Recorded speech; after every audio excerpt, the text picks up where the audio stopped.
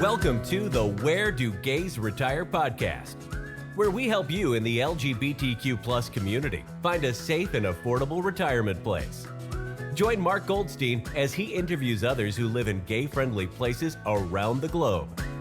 Learn about the climate, cost of living, healthcare, crime and safety, and more. Now, here's your host, Mark Goldstein.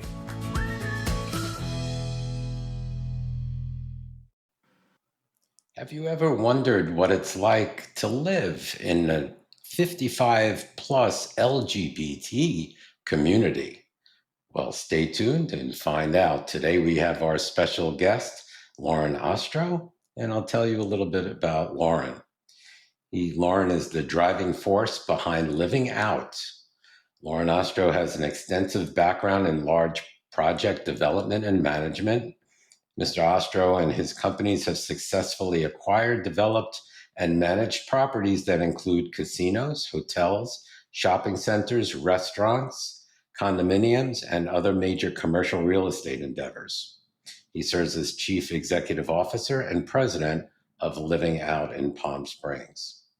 Loren holds a BA degree from the University of Rochester, graduating magna cum laude, and an MBA in Finance and Accounting from the University of Rochester, and a JD degree from Stanford Law School. Loren is also a well-known member of the LGBTQ community, both as an active participant in LGBTQ causes and as a generous philanthropist.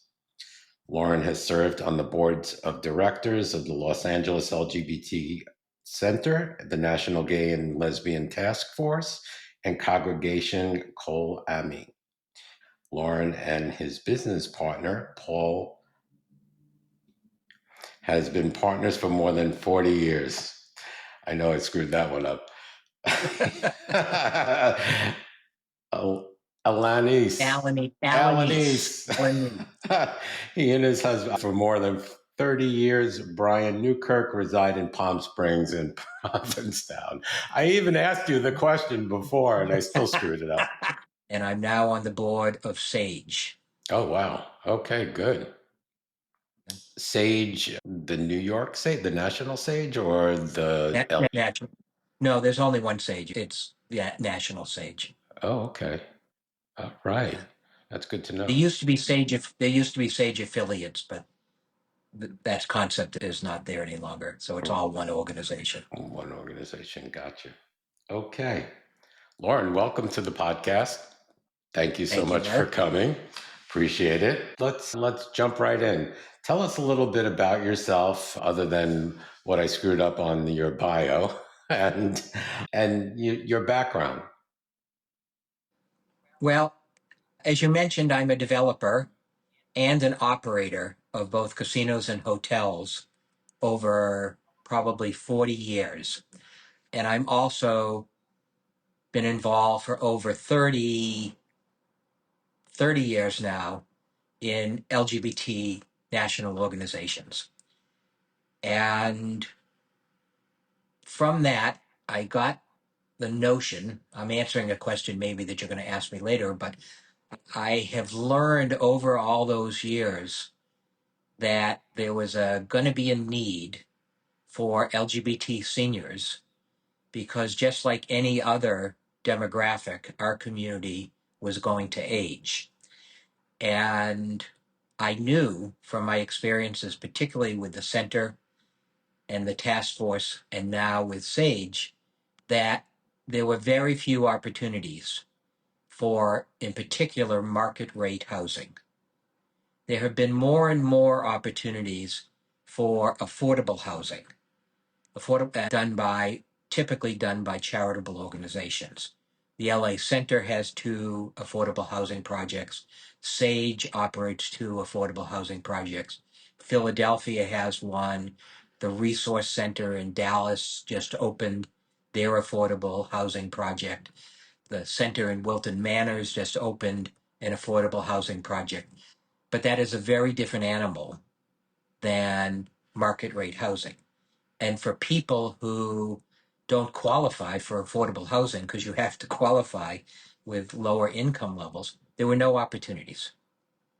And I had learned watching videos and testaments that people were moving into environments that were not particularly friendly to them because they didn't have an option. They were getting older, they needed either assistance or they needed to be in a more communal space. And so they were going to mainstream communities where possibly the staff or possibly the residents did not accept them. And so you hear stories of people moving into these communities and hiding their photographs because the photographs would show somebody of the same gender with them. And I mean, I just think that's an anathema and something that I did not want to accept. So I thought long time ago that there would need to be housing that would be for our people.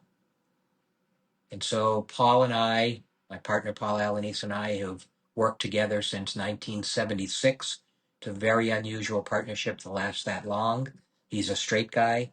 We sold our last casino in 2019, and Paul, who's known me all those years, said, "Come on, Loren, you've been talking about doing this forever. Let's go do it together."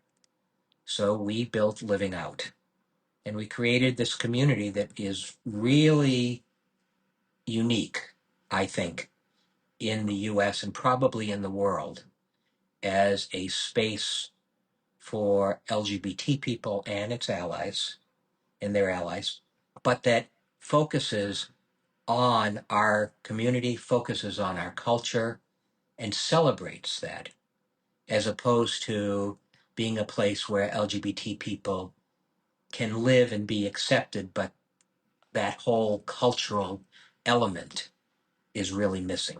Existing instead of living their Exactly. authentic Exactly. selves.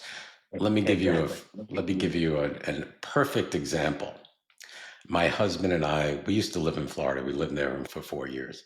So while we were there, we always liked to look at different places to live. So not far from our home, there was another 55 plus community.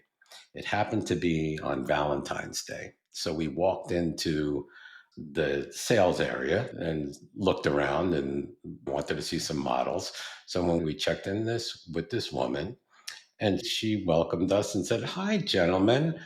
Oh, are you here to buy your wives a Valentine's Day gift?" And we looked at each other and were like, "Oh my God, how could you even say something like that? Uh-huh. Like, you shouldn't even be saying that."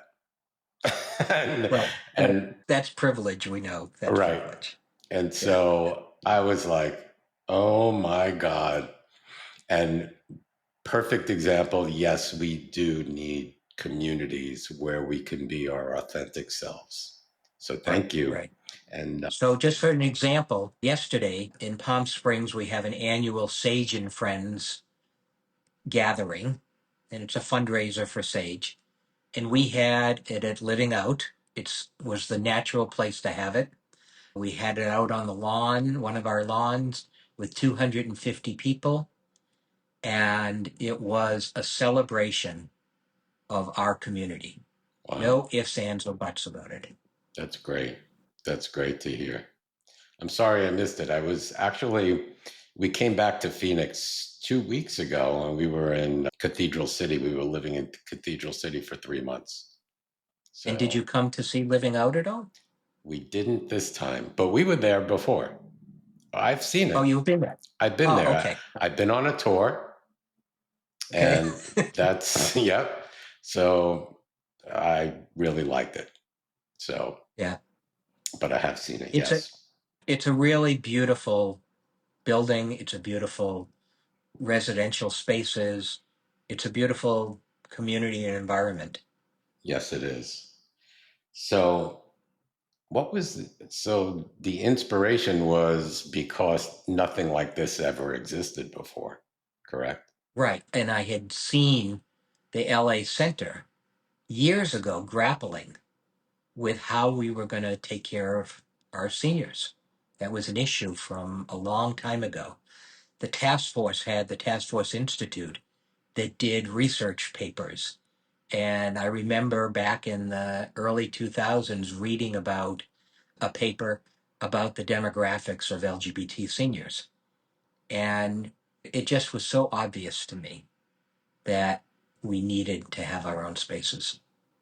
So, for our listeners that may not be familiar with living out, what makes it different than any other 55 or LGBTQ friendly communities? What makes it different than those? Well, it's very different from any other 55 and older community, mainstream community, very different for a variety of reasons. One, if you go to 55 and older communities, you will still see, and my mother was in one for years, that the main source of socialization remains the children and the family. That is not the case at Living Out, because many of our residents don't have children. They don't have families that they are in touch with. And so their source of socialization is each other. And that yields very different results. In a mainstream community, people may hang out together, but when push comes to shove, they're with their kids. In our community, it's community. People really turn to each other. They turn to each other for emotional support. They turn to each other in times of fear, which we have now. They turn to each other for all sorts of reasons. So it's very different. When you walk into Living Out, you see how the people interact as friends, not as fellow residents.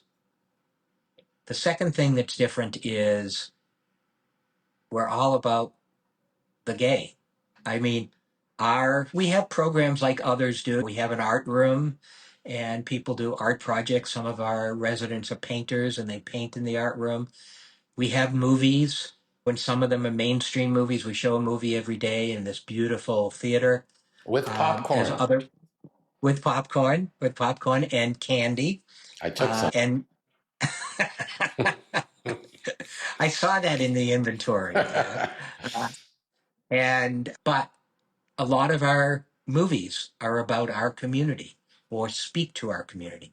We built the theater very much like a traditional theater, unlike most of these 55 where you walk in and the theater's right there.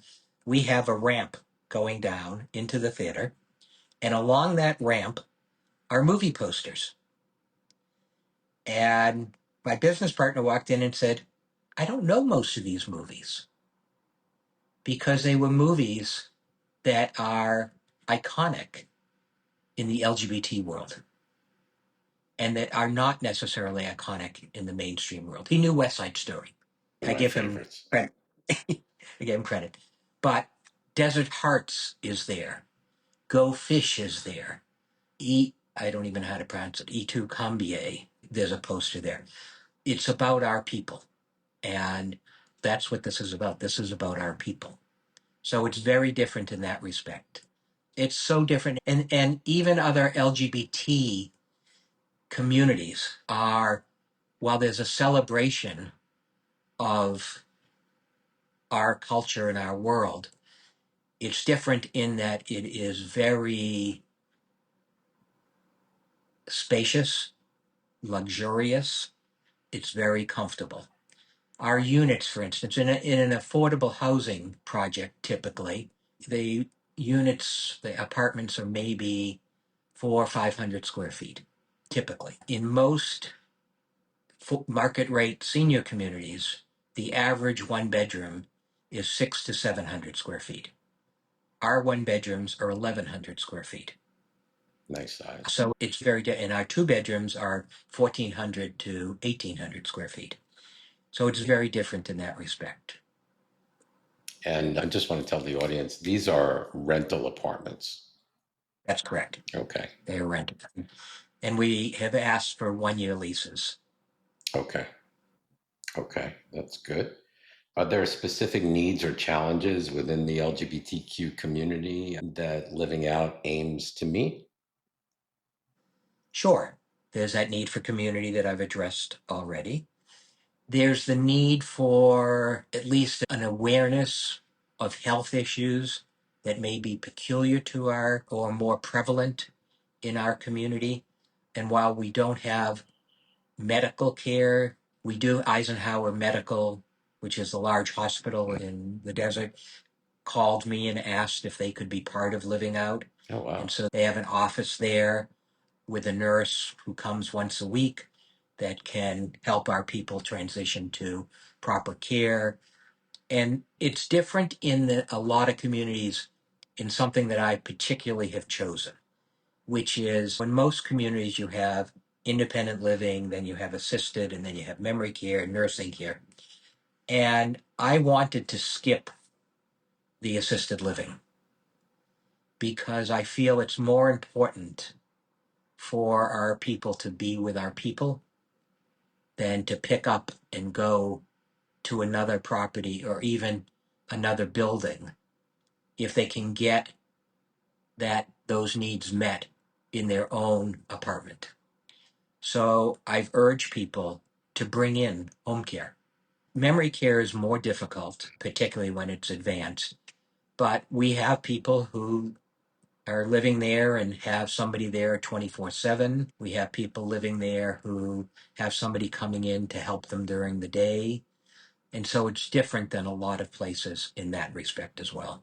Yeah, and let's face facts. Someone from the LGBTQ community, if they did need some sort of nursing care, going into a nursing home is like going back into the closet. Exactly. Because everybody is straight and nobody recognizes the needs of the LGBTQ community. So I think what you're doing is a great service. I don't know, Mark. Have you ever watched the documentary Gen Z? Gen Silent? Gen Silent? I don't think so.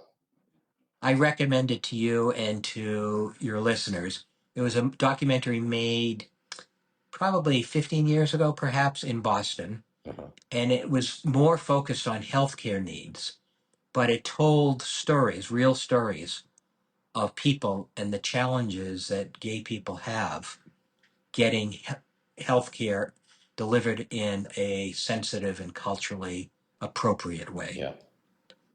And that's the same with just plain old living. Yeah. Same thing. Yeah. I mean, my experience was walking around was, oh my God, I felt so comfortable just walking around. It's interesting. I was showing somebody from New York today who around, and I said, one of the things that I see is people just love it here. I mean, I can't tell you how much they say thank you. I'm like, okay, enough, just go live your life. But I mean, they come and tell me how wonderful it is. And I said to this fella, people really love it here. They feel like they're in the right place. He said, I see it walking around. He said, everybody is happy. People are smiling. It's like a vacation. and it's, just today, it's a simple thing, but one of our residents right now is undergoing radiation for prostate cancer. Okay. And he and his husband have been together for many years. And I was sitting in the office looking out the window, and the husband, drove up, and his husband, the one getting care, got out of the car, and the husband walked around to make sure he was okay, and he kissed him. That's it. Yep. Say You no don't more. have that. Yeah. Exactly. Right. And there was nothing, no awareness that he had to be careful of what he was doing. Yep. That's another important thing. And I was talking about this the other day. It's like, it depends where you are.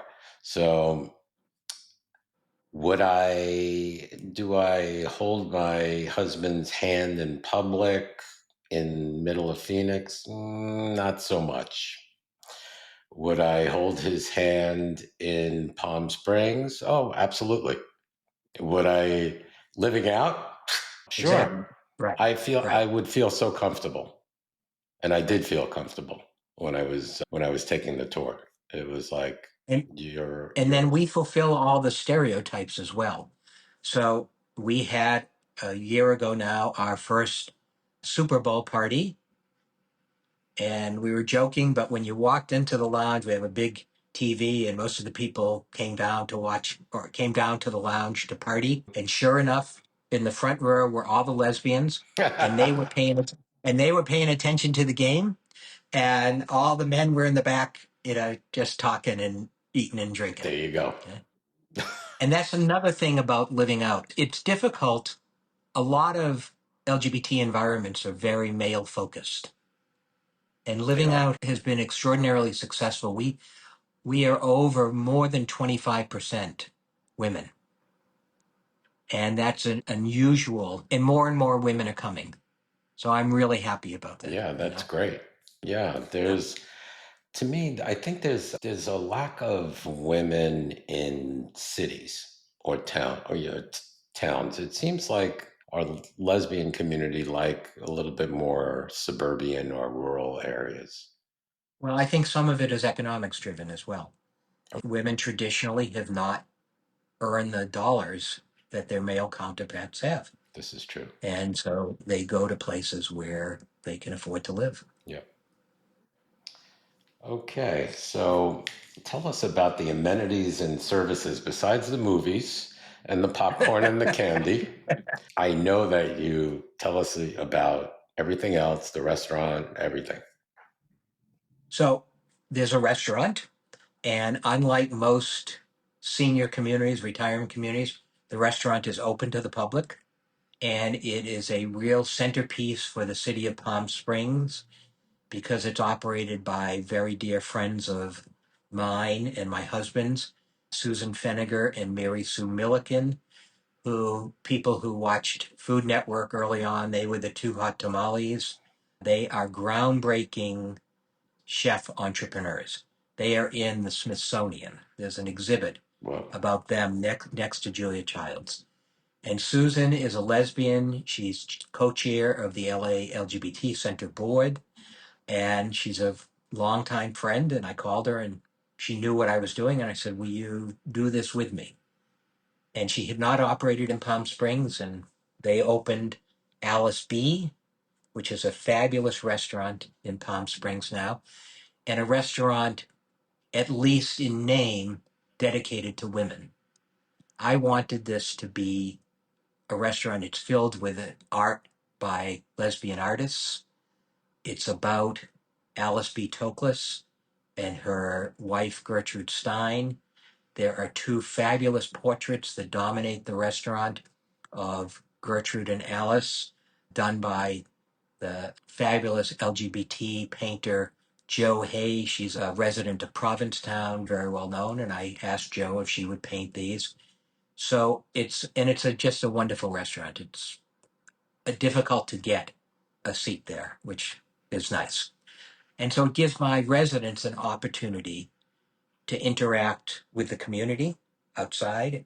It brings the community into living out, so that living out, a lot of these places become insular. But for the families coming to visit, there's not a lot of interaction with the broader community. And I wanted to change that dynamic. So we have this restaurant. We have a lounge that's a beautiful lounge where breakfast is served every morning. It's a continental breakfast. It's included in your monthly rent. There's no extra charge for it. And it's where we have our resident meetings. It's where we have our events like the Super Bowl party. And it has beautiful seating outside with a fire pit looking at the mountains. We have a wonderful gym and a stretch room that is used for stretch classes, strength training classes. The gym is heavily used. There's option for if you want to have personal training. I think I was told that 20 people had come to the stretch class a couple of days ago. We have a beautiful pool that Sunday we had a sound bath out at the pool. Do you know what a sound bath is? It's a very California thing. It maybe hasn't made it to Arizona yet, but it's where it's like they have Tibetan bells almost, and they have different tones, oh, and you sit immersed in these sounds, and it's a meditative experience. We did it out by the pool. I think there were 35, 40 of our residents. Some of them sat around the pool. Some sat in the pool. It was a great experience. The pool is used for, we have water aerobics in there. People do laps in there. And there's a lot of room for sitting around, just schmoozing, talking to people. We have bocce ball courts, which people are now learning to play bocce ball. It's a fun game and easy. We have a putting green, which is not used the way that I had hoped it would be, but you learn what people really want and what they don't. And then we have an event lawn. And this lawn is out kind of in the corner of the property with seating. You can seat 300 to 350 people out on this lawn. And I built it with the idea of inviting the community again into living out and to have events. And I had to see how it worked. I think it's going to work well. We had our first event maybe a month ago. Our first headliner came, and John Waters did his show Oh, wow. on the event lawn of Living Out. Whoa. And the residents got priority seating. They got to meet with him afterwards without all the people from the outside community. And I hope to do more of that kind of thing. It's a That's very awesome. special thing. Yeah. We have an art room. We have a reading room and card room that, again, a lot of those activities in the card room. Two of our residents moved from Jersey. They played Mexican Train. Nobody who had moved in played Mexican Train. They invited a couple of people to learn with them. And now every Friday at 10:30, there have to be at least 25 people playing Mexican Train. That's We great, though. have we have a book club. They set up their own book club. I don't know if Catherine Forrest. Catherine Forrest is a very famous lesbian writer. She was the first lesbian mystery writer, and very significant person in our community. Catherine lives there and started a book club. And so there's lots of activities that are resident generated. Those are the things that we have there to offer to people. It sounds great. It really does. I mean, I remember seeing, is the pool heated, by the way? Yes, the pool is heated to like 83 all year round. Okay. Yeah. So you can go in a little bit chillier weather. Yes. Okay. Yes. Yeah, I've seen the outdoor space. That was great too. There's just a lot to offer as far as the community is concerned. We are also people have said, "Are you pet friendly?" And my response is, "Oh, we are pet encouraging." I love that. We have a lot of dogs, a lot of cats live in there. In fact, the city asked us to build a retail building on the Main Street side of our property. And we built a building that is all pet services. There's a pet Yeah, store, that's the one pet, right across from you. right. It's I've called seen. Tail Waggers. Yes. And it has pet grooming, it has pet daycare, pet overnight stay. Yep. And connected to it is this very large pet park, both for our residents and people using the pet store. That's great. So there's Is the I pet learned policy many years ago. two animals, two dogs? Our pet policy is they're not disruptive. Oh, We don't have weight limitations. We don't have number limitations. love that. Yeah. Awesome. I learned that our community, I mean, as we all know, pets are a very important part of our community. Yep. And I did not want to put an impediment to people coming with their pets. Impediment. Yeah. All right.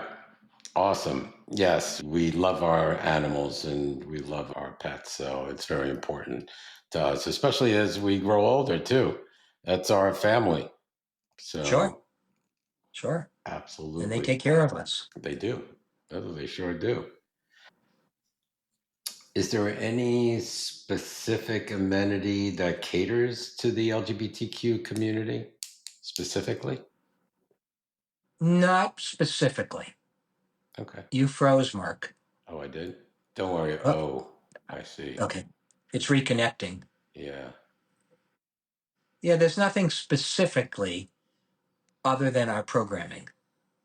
Oh, I will tell you, yes, we do have something special that I don't think is anywhere else in the world.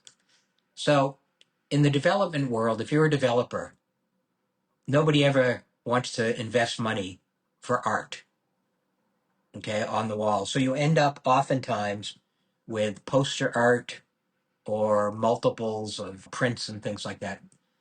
And I wanted to do something different than that to make it more like a home. So I was inspired by what happens in Provincetown, particularly at some of the restaurants, Yeah. and talked to people about how they did that. And oftentimes they would put it up and sell it for the artists. So through some friends in the art world here in Palm Springs, we went out to many artists, and I wanted them to be LGBTQ, and I wanted them to live in the Coachella Valley. And I said to them, hang your art with me. I will sell it for you. And I will sell it without commission. And so we have probably 300 to 400 pieces of art throughout the building that are for sale, that are fabulous, that are all LGBT. And I suspect that we probably have the largest collection of displayed LGBT art in America, if not beyond. I remember Now, seeing it. museums have. So that is very LGBT. You asked It if I have is. anything special with LGBT. And so what we've done is, because I want these people who are doing this for me, they're helping me, I want to sell their art for them to the extent I can. So residents have bought art. We've had a couple of art walks in Palm Springs. There's a lot of art walks during the year. And one art walk, we had 300 people come, Wow. and we sold a lot of the art. And we're about to do another artwork, two more art walks before the end of June. I remember seeing that. That stood out to me Yeah, too, walking yeah. around the facility. That's awesome. How about, so you said you started doing social events. Do you have, or are you thinking about ever doing like wellness programs, like yoga or Yoga, people did not seem interested in yoga. okay. They're interested in stretch class, which serves some of the same function. There's been discussion about Pilates, but Pilates takes a lot of equipment Yeah. or more room. So, and we've talked to Eisenhower about Eisenhower's made presentations at different times about wellness. We speak to the customer, and what they've asked for is what we're giving them: stretch and water aerobics, things like that. Awesome. That's I great. mean, if people asked for it, we would figure out how to do it. I think if you talk to our residents, we have a resident meeting every 4 to 6 weeks where the residents make suggestions. And to the extent we can, we implement them. Not only just programmatic, but changes in the landscaping, changes in the building, things like that. And word out on the street is, who are these people who are landlords but listen to their tenants? Right. Yeah, and we do. That's great. Because the success of this is dependent on their being happy. Yes. So, how does living out integrate with the broader Palm Springs community? Well, as I said, I've done it where I've invited them in. We have programs where our residents will go. Recently, they had a program at the art museum. There's a special exhibit that a lot of people were interested in, and the Palm Springs Art Museum did a special presentation for our residents. So we try to promote a lot of interaction. And I mean, Palm Springs is a gay city. Yesterday at the Sage event, they announced it's the gayest city in America. I don't know. Wilton Manors might quarrel with that. I'm not sure. I think Palm Uh, Springs wins. yeah. But when people said to me, well, why would you do this in Palm Springs? Because you can live in almost any environment and it be comfortable. And I was asked that by the city council when I first proposed this. And my answer was that loneliness and isolation is almost a natural course as you get older. And unless you're a person who is bound and determined to get out of the house and interact, that isolation develops. You may lose a spouse. You just may not be interested in getting up and going out. And so, even in these communities that are so welcoming and kind, your own personal situation can be disheartening. And so, people can come and live here and not leave their apartment. That's their choice. They can leave for some things, they can leave for other things, but they have that opportunity to develop friendships and to develop new relationships. We had somebody move in from San Francisco, and I think he's in one of our promotional things. He said, I'm 76 years old. It's not easy to make friends at 76. He said, I've been here for a couple of months, and I have 3 people who I would consider people that I can rely on and that are friends of mine. So that's why I did it, because if they lived in an apartment, that probably wouldn't happen. Yep. So it is very important. And that's why my whole thing, I do Facebook groups, I do my Where Did Gays Retire podcast. I'm working on another project. So yeah, I'm all about building community within the LGBTQ community. Right, And right. friends are hard to, as you said, friends are very hard to come by, especially those good friends that would do Right. anything for you. I mean, a That's lot of people, I know people who have a million acquaintances, and that's fine and dandy, but when it comes down to taking you to a doctor's appointment or driving you to the hospital if you can't go, if you need something, going to the grocery store, something, and you do for them and they do for you. That's so important Yeah, as we right. grow older. That's right.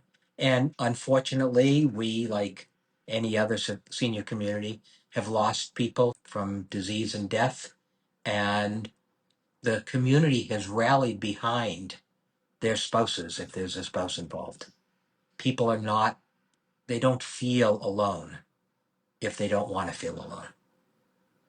Very important. Very important. And remind me I'll talk to you after the show about something. Okay. So, one of the amenities that you used to have, oops, I just where did I go? One of the amenities that you used to have, was it Ubers? Do you still do that? Oh, yes, we still do that. Okay. We have a Lyft program where if you need a ride somewhere, we provide a lift. Okay. I like that. Yes. So, Thank you for reminding that. yep. So My marketing director is going to be very unhappy with me today. that I remember that. I said, I think they provide Uber or Lyft or something where people, if they didn't have a vehicle, they can get around. And if they wanted to go get a couple of cocktails, they could just take a Lyft. Right. That's right. And get a lift back. Right. We can arrange for that. That's great. And that's included in the rents? Yes. Awesome. Okay. Yes. So let's see. What are the general costs of living and living out? There are different pricing tiers depending upon what you're looking for, correct? Like what type Yes.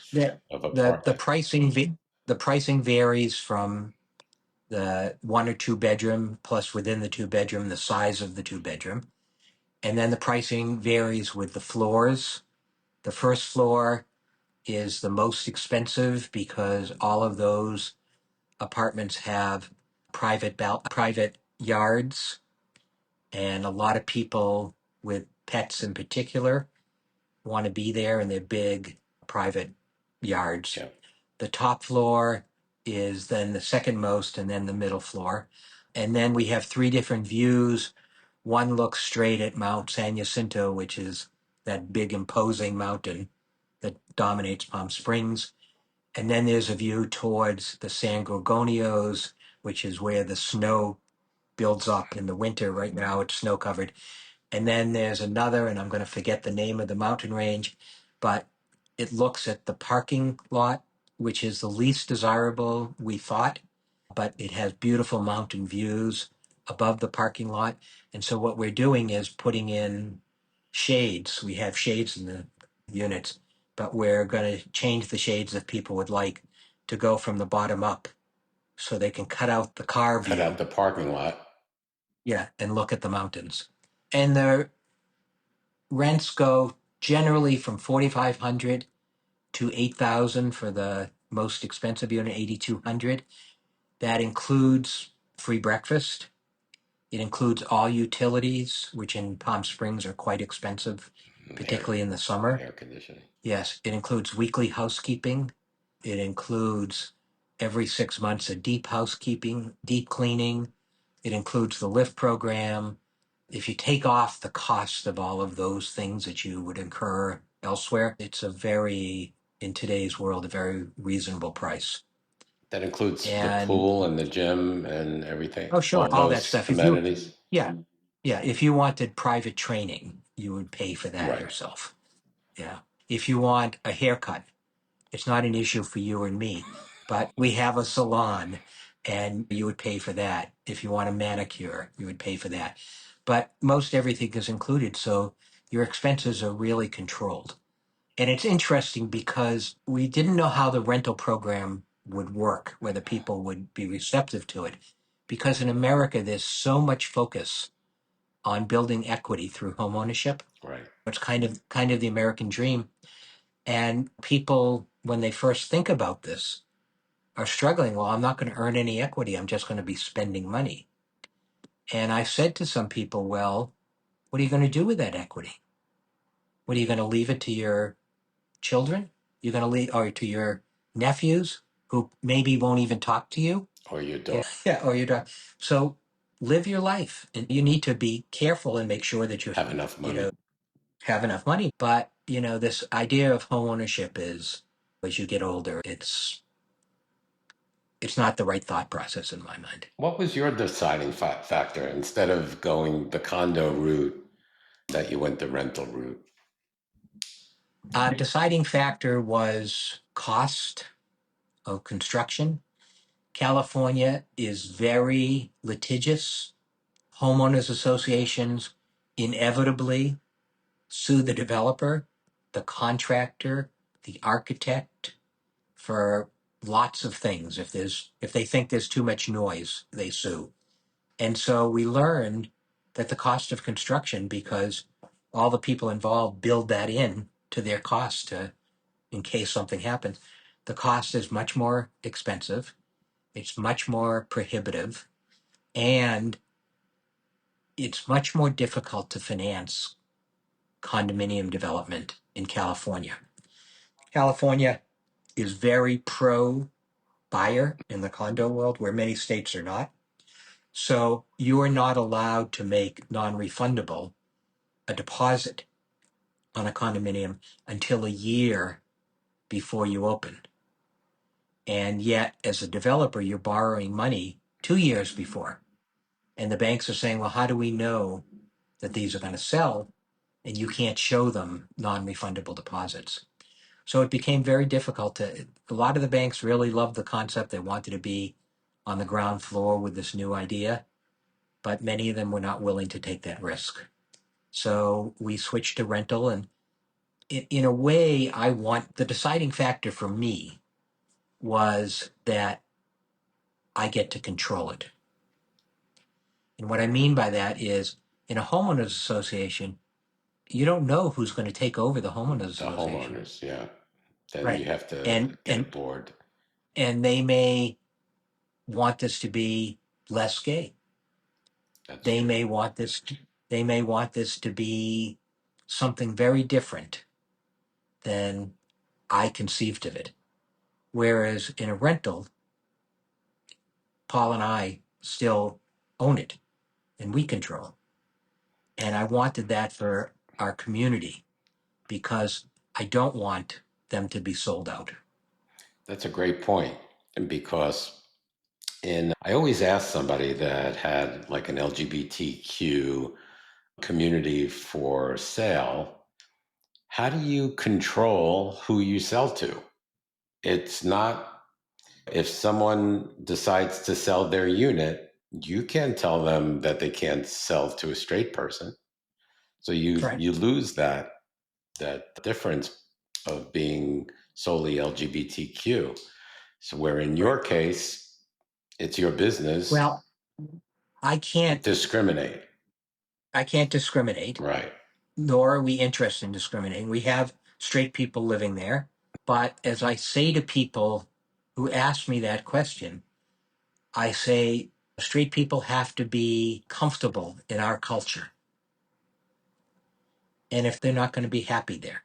My mother lived in this wonderful place outside of Boston.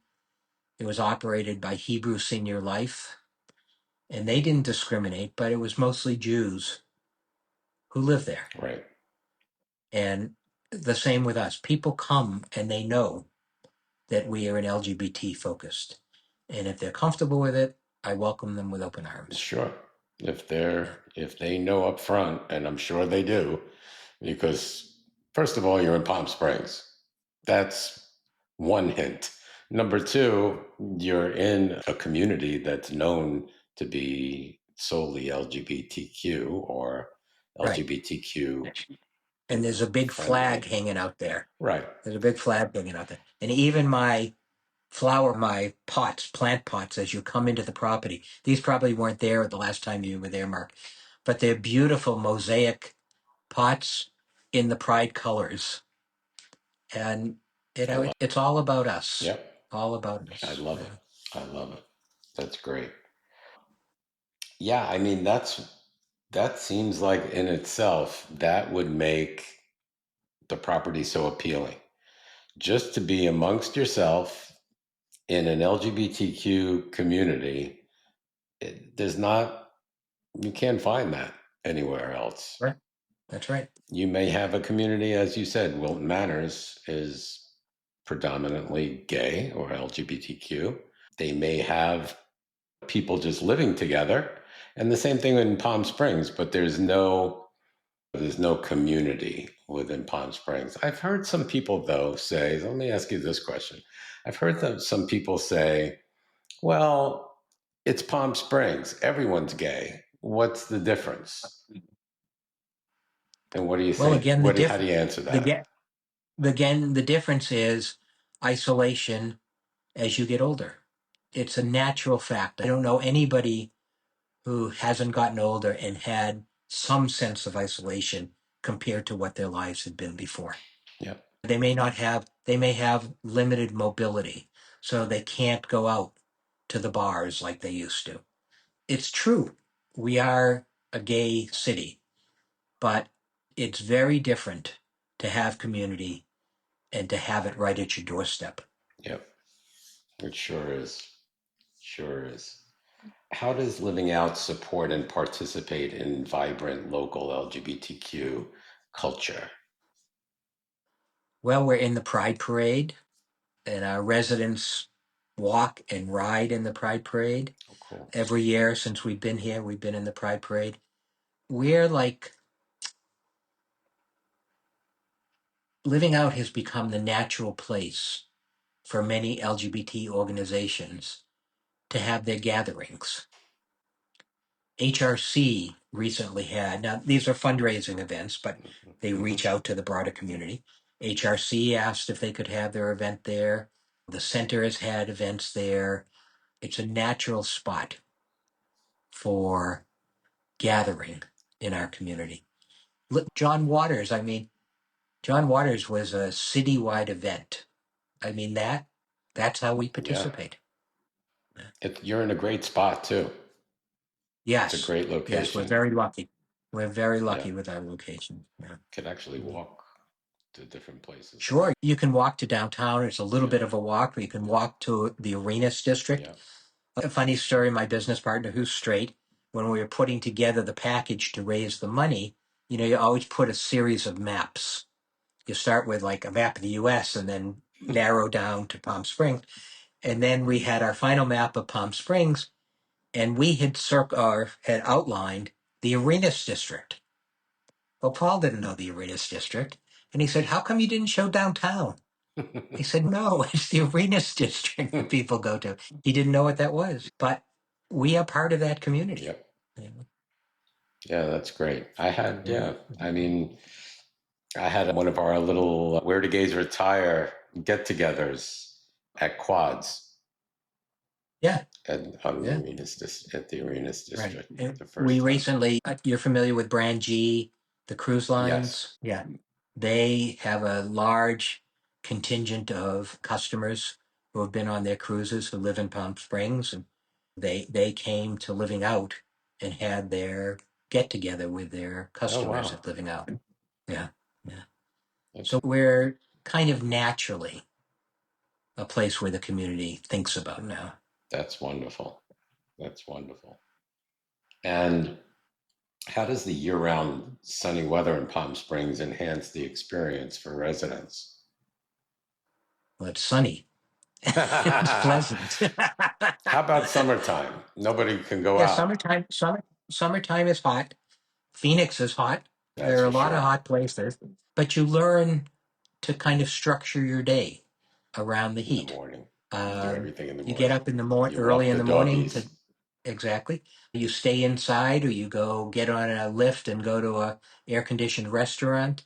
You blast your air conditioning because I'm paying for it, and then in the evening when it cools down, you go down and have a drink. You go sit in the fire pit and watch the mountain as the sun's setting. It's livable. I mean, and we have people who do go to different places in the I summer. was going to ask you, Uh, do you find yeah. that even though they're yearly rentals, that you have snowbirds that they leave Palm Spring, they leave living out? Yes. Yes. Generally for not more than 3 months. Yeah. Most people are here for 9 months at a time, at least. But do you have a lot of people that remain Yes. in the Yes. summer? I would say the bulk of the residents remain Remain? in the summer. That's Yeah. important too, because Yeah. you don't want to be, well, first of all, you're renting a place for a year. It's expensive to go somewhere else for 3 months unless you own it. So, yeah, I was always curious about that. Do people? And we've designed some opportunities. I was telling this fellow I was touring today, we have a program called the Wanderlust program, where we invite someone to rent for 1 to 3 months. The rents are significantly higher than they would be for a 1 year lease, but they can come and live in a furnished unit and see if they like it. And some people have done that in the summer, some people have done that in the winter. And we're quite convinced that it's a good thing for me as the owner, because most of the people who have done this Wanderlust program have then gone on to sign leases, Sign leases. because it's difficult to come to this place and not be happy. Yeah. It's like everybody has smiles on their face when they're walking Right, around right, the halls. So, right. yeah, what's not to be happy? Yeah, A little yeah. popcorn and candy with a movie. Right. Hey. I was in the card room library today with this person I was touring, and a couple of our residents were getting ready for book club, and they said, "Are you going to move in?" And he said, "Well, I'm just looking." And they said, "Oh, trust me, you want to live here." Yeah. Oh, my question is, can you walk to Sherman's? Yes. I'm a New But Yorker. I'm like, I love yeah, I Sherman's, do too. a New I York do too. Jew. Yeah. Yeah. So Sherman's is Although one of my, the last corned beef sandwich I had was a little fatty. was I it? was not happy. Yeah. No, I go to Sherman's pretty frequently, and people can walk there, but most people take the lift. It's what, You yeah, know. it's one of my favorite breakfast places. Okay, so I think we were talking about Sherman's and all those good restaurants and Alice B's. I'm going to Billy Reed's tomorrow. Oh, are you? Yeah. What's that? Oh, you don't know Billy Reed's? Uh-uh. It's a coffee shop down on the North End. It's been here since the 70s. It's a wonderful coffee shop. I have to hang out with you a little bit more. Yeah, my So, life is built around eating. So, mine too. You're a man after my heart. I love it. All right. So let's talk a little bit. Oh, again, I wanted to mention to our audience the price of these units. They do include all of utilities. So just be aware that some homes in Palm Springs, you people have over $1,000 electric bill during the summer months at least. So it's important to know that it's included in your rent. So keep Right. that in mind. All right. So let's talk a little bit about safety and well-being. What measures are in place to ensure safety and security at Living Out? Well, we have a front desk that's attended 24/7. It's a gated community, although the gates are open when the restaurant's open. We have cameras all around the building. If we have special events like the Sage event, we have additional security people there. We're very heightenedly aware of safety and security. The building, as it relates to fire and things like that, is obviously up to speed. It's a new building. The fire department is very happy with whatever we do there.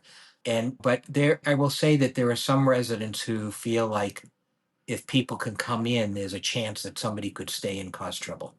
And I've hesitated because, particularly in this environment that we're in now, I don't want this to become an armed camp, nor do most of the people. There are some people who are more worried than others, but they know that we are very attuned. They know that the police department is very connected to us. At the Sage event yesterday, the chief of police was there. He's very supportive of the Living Out community. And we've never had an issue. And we've been opened a year and a half now. So those are the type of measures. You can't get into the elevators without a key fob. All of the amenities that are open to the residents only are fobbed. Access from the outside is fobbed. So you have to be connected to Living Out to have access to Right. Living Out. Right. So everything, all the gym, the pool, well, the pool's on the outside.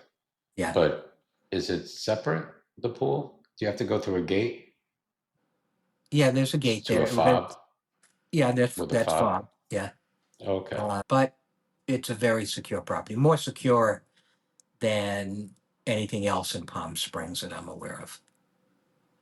And yeah, as you mentioned, the Palm Springs police is on it and very supportive Right. to the Palm Springs community.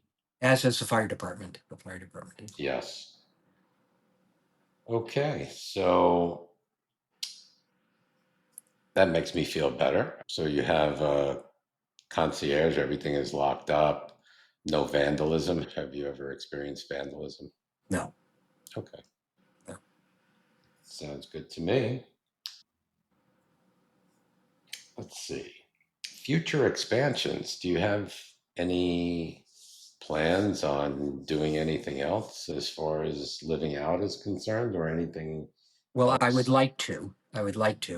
I've been approached by several developers about doing things in potentially communities where they're active.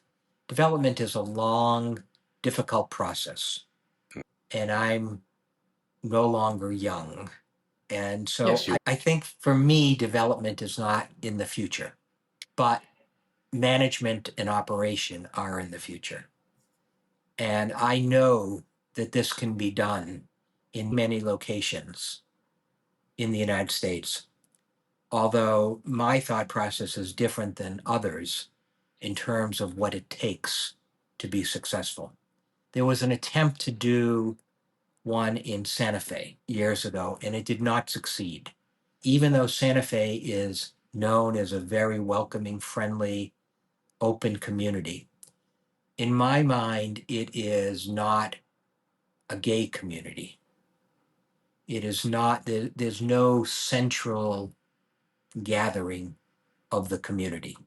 Palm Springs, the whole thing is a central gathering. Okay. Pretty much. Yeah. But there are places like Wilton Manors, Fort Lauderdale, and there's a LGBT center there. There's lots of community involvement. In Dallas, I forget the name of the community. Is it Oaklawn, or it's a very vibrant, significant LGBT community. In Atlanta, in Midtown, it's an LGBT community. And so in my mind, that's where you have to be. You don't want to be out in the suburbs of Atlanta. And so as a result, most of the future development will probably be higher up because these are urban environments. And so it will be different. But Palm Springs is a resort community, whereas Dallas is not a resort community.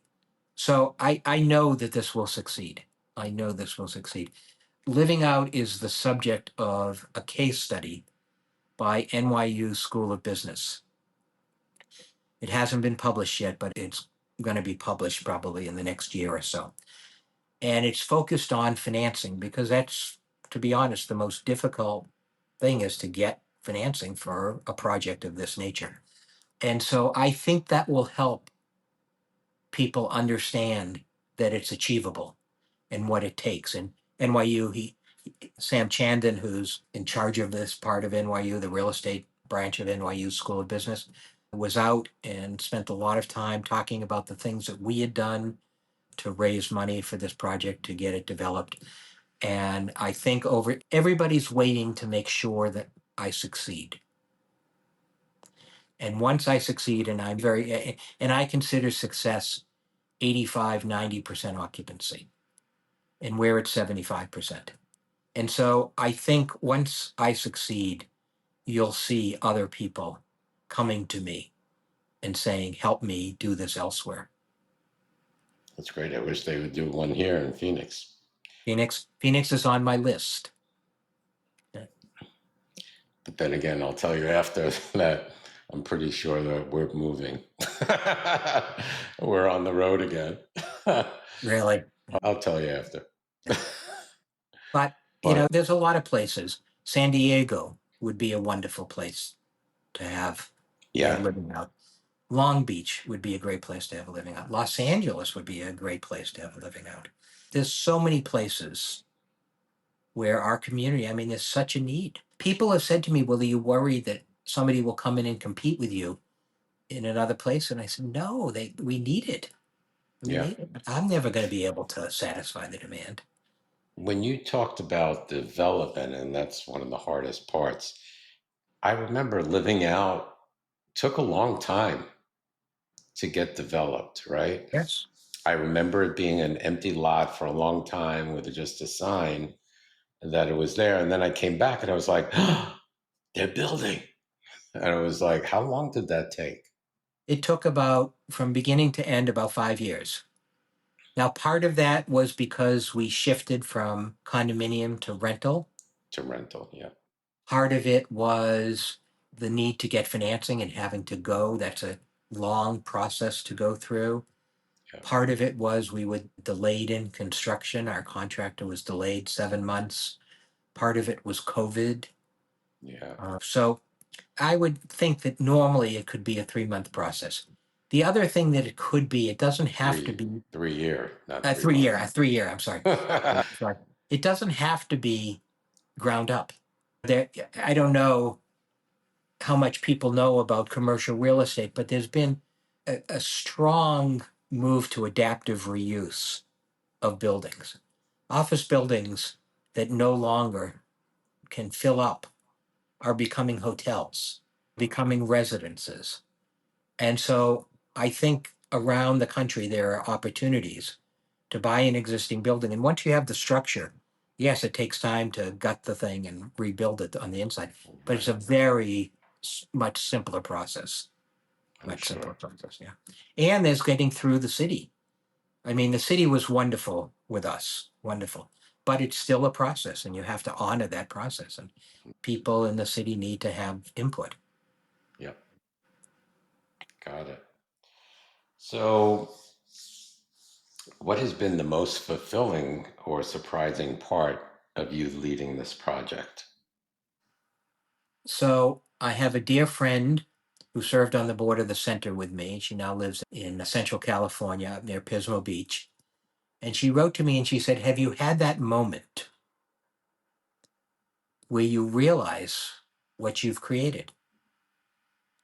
And I said, no, I haven't really had it yet. This was about a year ago. I said, I'm still like for tumult.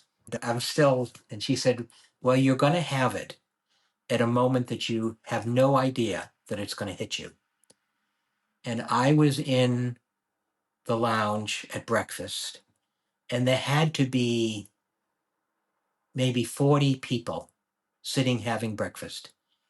And then some people came in, and I had no idea who they were because I hadn't met them yet. Most people know me. And then some other people came in.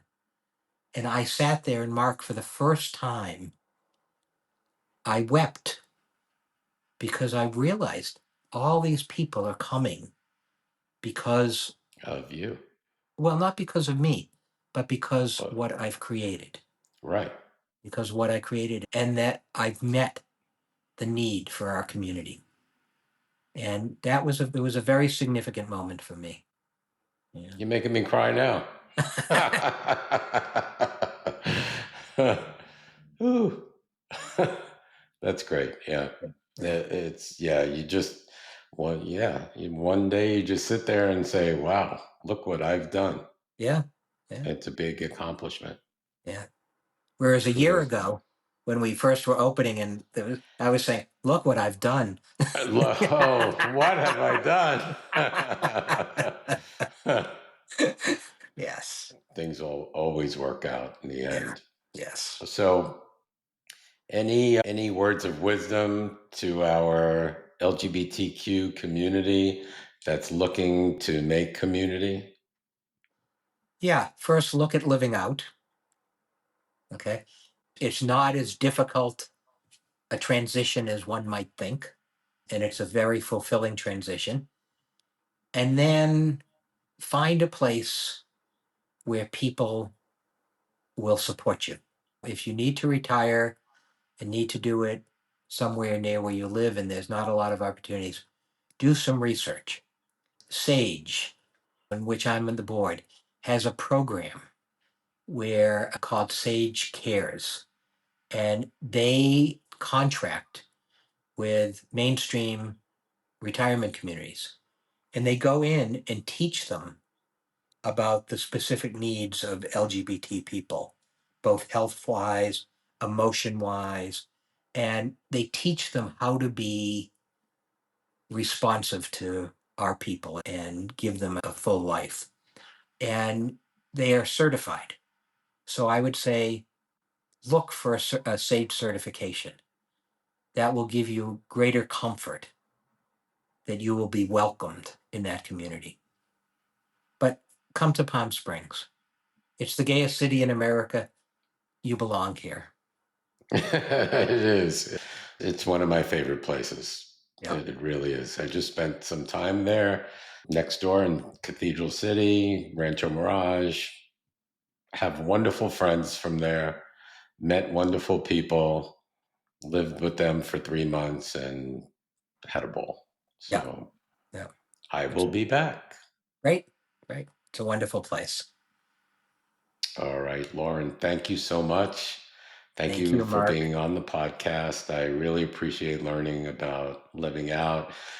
For me, I knew what you were exactly talking about because I've been there, and it makes a difference. So for all of the listeners and people out there, go take a tour. While you're in Palm Springs, go to Living Out, take a tour, see what you're missing, and then you'll love it. Great. Thanks Thank you, again, Mark. Loren. Thank you so much. You're welcome. See you. Bye-bye. Thank you for listening to the Where Do Gays Retire podcast. If you enjoyed today's episode, please subscribe to our podcast and consider making a donation by clicking the coffee cup on any page at www.wheredogaysretire.com. Each cup of coffee that you buy costs $5 and goes towards helping us continue the podcast. Thank you for your continued support.